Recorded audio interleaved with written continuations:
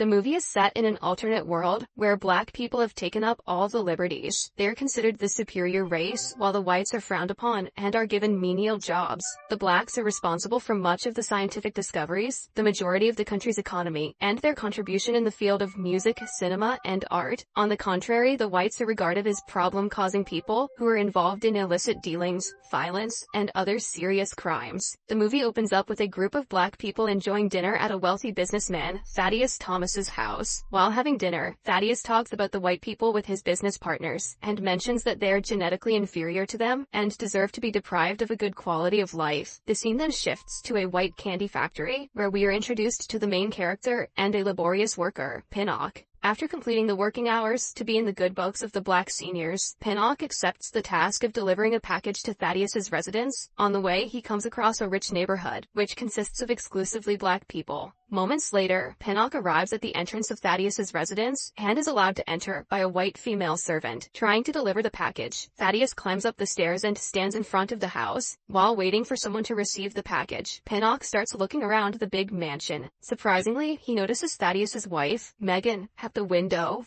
naked. Thaddeus, who is speaking over a phone, catches Pinnock peeping at his wife and becomes enraged. After delivering the package, Pinnock drives to his house and on the way, notices some white people being bullied by the black police officers. Later, he arrives home and makes a failed attempt to try and stop his rude neighbors from making loud noise while partying. Pinnock then enters his house, where he is greeted by his little son, Donnie. Following this, Pinnock's wife Marcia also arrives there with their little daughter and welcomes him home. Together, they prepare dinner, and Pinnock promises that he will get a promotion soon so that they can shift to a better neighborhood. On the other hand, there is a gathering at Thaddeus's house. Once the discussion is over, Thaddeus stops the VP of the candy factory, Lionel, and suggests he send someone else, other than the peeping guy, to deliver his package the next time. The following day, after finding that the foreman's position at the factory is vacant, Pinnock visits Lionel's office and requests that he promote him. Lionel takes his request casually, and tells him that he will look into it. Seeing his careless attitude, Pinnock reminds him of the extra shift that he has been putting up lately. He also mentions about the delivery that he conducted at Thaddeus's house the day before.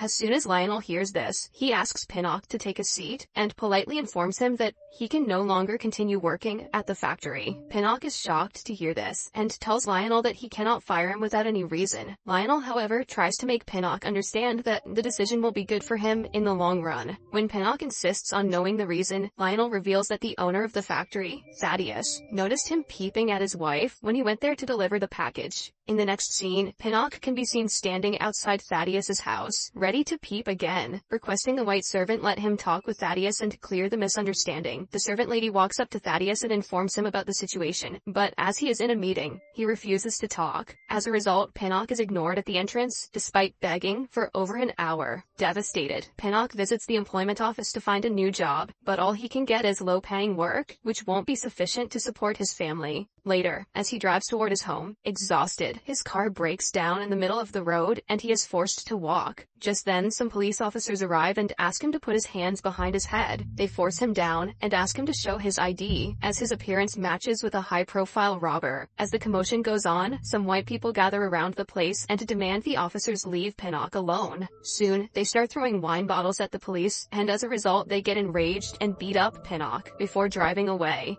Following this, Pinnock arrives home injured, and Marcia is shocked to see him in this condition. Pinnock briefs her about the injustice he just suffered, and in turn, Marcia informs him that the landlord has threatened them to evacuate the house if they fail to pay their rent soon. One early morning, the Pinnock family is woken up by the landlord, who has arrived there with a couple of police officers. The officers inform Pinnock that they're here to request them to evacuate the place with their belongings immediately. After the Pinnock family gather their important belongings, Pinnock's mother-in-law chastises him for being a bad husband and informs him that there is no room for him at her house. Leaving him alone, the mother-in-law drives away, with Marcia and the kids having nowhere to go. Pinnock can be seen waiting for Thaddeus outside his entrance gate. A while later, Thaddeus arrives and asks Pinnock what he is doing. Realizing that the old man doesn't recognize him, Pinnock takes out a revolver and points it at Thaddeus. He then enters Thaddeus's car and tells him that they need to talk. Pinnock hands him a piece of paper and asks him to provide him with the amount of money written there. Thaddeus tries to escape, claiming that he doesn't have that kind of cash on him, but Pinnock forces him to drive to a nearby bank. Moments later, the duo arrives outside a bank, and Pinnock threatens Thaddeus to talk to the teller standing at the window.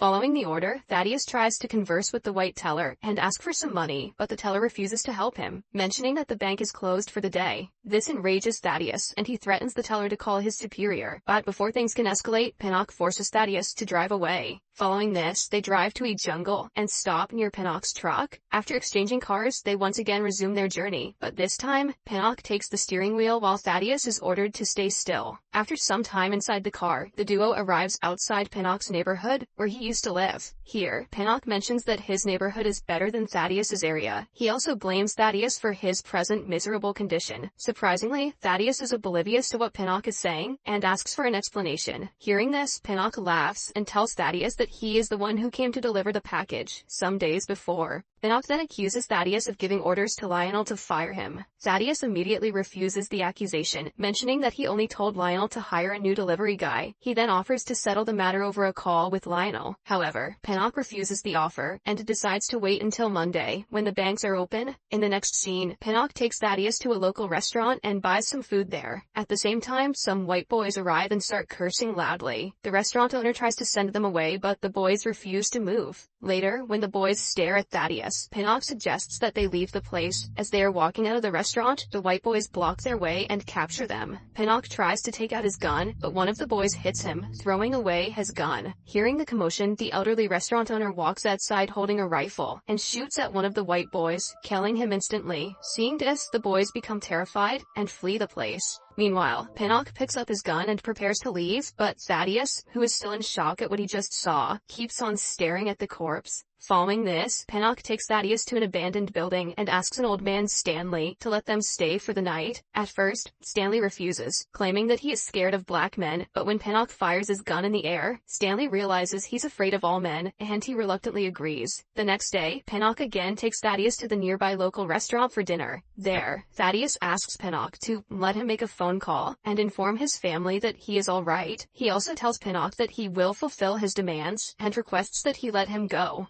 However, Pinnock tells him that he cannot release him, as he doubts that he will inform the police. Moments later, when Pinnock goes to the counter to refill his soda cup, Thaddeus runs away, prompting Pinnock to chase him. In the next scene, Thaddeus deceives Pinnock by entering one of the roadside house premises. After he realizes that Pinnock has run past the house, he walks up to the house's door and knocks on it a couple of times. When no one opens the door for a while, Thaddeus breaks the door glass and gets inside. There, he finds a telephone and immediately calls his wife, Megan. He tells her to call the cops, but when Megan asks about his location, he is clueless. Suddenly, a white girl walks up to him and recognizes him as a robber. She calls her father, informing him that someone has broken into their house. Thaddeus tries his best to make the girl understand that he is not a robber, but the girl picks up a gun and points it at him. In no time, her father arrives, and sensing the danger, Thaddeus throws a box at his head, injuring him. Seeing this, the little girl shoots at Thaddeus, but misses by an inch, causing the perpetrator to run away. Meanwhile, Pinnock hears the gunshot and rushes towards the house. When he arrives there, the father informs him that a black guy broke into their house and has escaped. Following the direction provided by the father, Pinnock finally spots Thaddeus. After a bit of chasing, Pinnock successfully manages to catch Thaddeus and bring him to the abandoned building. On their way, Thaddeus tells Pinnock that rather than complaining about his lost job, he should move on with his life and try to find a new job instead. He accuses Pinnock of failing to accept the circumstances and trying to get away with it. Unfortunately, this further enrages Pinnock, and he is compelled to tape up Thaddeus's hands and tie him around a wooden pole. This time he also wraps a thick piece of cloth around Thaddeus's mouth so that he does not speak.